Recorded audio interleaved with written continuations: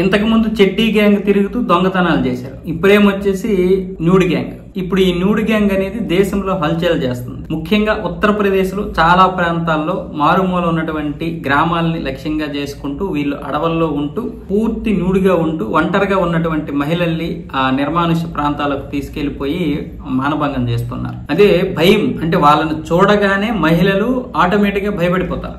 ఒంటరిగా ఉన్నప్పుడు మామూలుగానే ఒంటరిగా ఉన్నప్పుడు ఎవరైనా పురుషులు చూస్తే ఇప్పుడు ధైర్యం రావడం లేదు, భయమే కదా వస్తుంది. కానీ ఆ భయం బట్టల్లో ఉన్నప్పుడు మామూలుగా ఉంటది. కానీ వీళ్ళు న్యూడ్గా ఉండేసరికి అప్పటికే వాళ్ళు భయపడిపోతున్నారు ఆడవాళ్ళు. దాంతో సగం బెక్క చచ్చిపోతున్నారు. ఇప్పుడు ఉత్తరప్రదేశ్ మేరట్ లో ఇలాంటివి 8 కేసులు వెలుగు చూశాయి. దాంతో పోలీసులకి వచ్చి ఫిర్యాదు చేశారు ప్రజలందరూ కలిసి. మొన్నటి వరకు 2-3 జరిగాయి, మేము పెద్దగా పట్టించుకోలేదు, మా పరువు పోతుందని. ఇప్పుడేమొచ్చేసి వరుసగా ఇలాంటివి జరుగుతున్నాయి. 3-4 ఒక్కొక్క దగ్గర 5-6 కూడా న్యూడ్గా వస్తున్నారు, మమ్మల్ని లాక్కెళ్తున్నారు, మేము అరిసేసరికి వదిలేస్తున్నారు అంటూ వాళ్ళు ఫిర్యాదు ఇచ్చారు. దీనివల్ల ఇప్పుడు మొత్తం పోలీసులందరూ కూడా జల్లెడ పడుతున్నారు.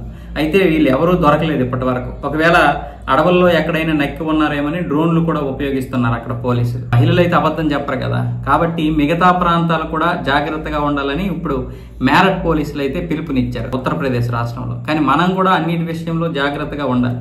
ఈ మధ్య హైదరాబాదు, వైజాగ్ చాలా ప్రాంతాల్లో పిల్లల్ని కిడ్నాప్ చేసి అటువైపు రాజస్థాన్, ఇటువైపు పశ్చిమ బెంగాల్ కొంతమంది ఎవరైతే డబ్బున్న వాళ్ళకి పిల్లలు పుట్టరో వాళ్ళు కొనుక్కుంటూ మరి పెంచుకుంటున్నారు. కాబట్టి ముఖ్యంగా మనం పిల్లల మీద కూడా చాలా జాగ్రత్తగా ఉండాలి. చిన్న చిన్న పిల్లల్ని ఇంకా టార్గెట్ చేస్తారు. కాబట్టి మనం చాలా జాగ్రత్తగా ఉండాలి అన్ని విషయాల్లో కూడా.